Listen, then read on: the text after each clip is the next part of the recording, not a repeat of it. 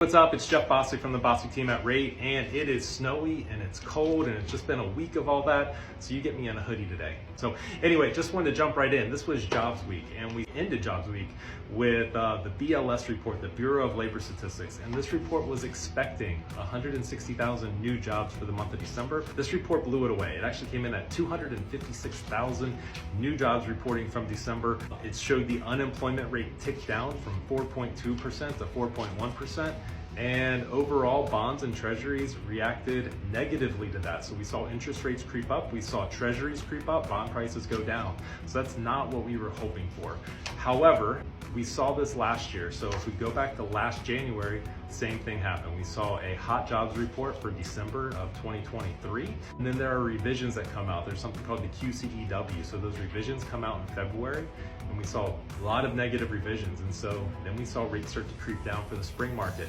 If history repeats itself, maybe we can see more of the same. So would love that. Other news this week, we had ADP jobs report. That comes out on Wednesday. Now that actually missed expectations. The expectation was 140,000 new jobs, came in at 122. That miss wasn't quite as big as the BLS gain. Now, this isn't uncommon. We will see a low ADP and a high BLS, or sometimes vice versa, high ADP, low BLS. These measure different things, so they don't always work in unison with each other, so no surprises there. Otherwise, unemployment came in, some of the lowest numbers we've seen in a while for first-time claims, but we saw continuing claims increase.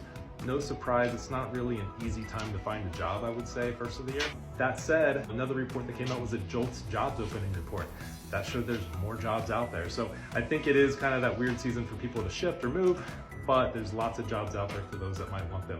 So overall, we're ending the week up. However, next week we get some inflation readings with some of the last inflation numbers from 2024 with December's consumer price index, the CPI, and producer price index, the PPI. So we'll keep an eye out for those next week. Otherwise, have a happy, safe weekend. There's probably more snow on the agenda depending on when you're listening to this, but stay safe, shovel those driveways, and we'll come at you next week.